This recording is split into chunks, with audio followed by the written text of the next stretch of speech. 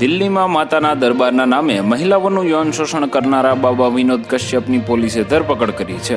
હવે વિનોદ કશ્યપને લઈને ઘણી નવી વાતો સામે આવી રહી છે.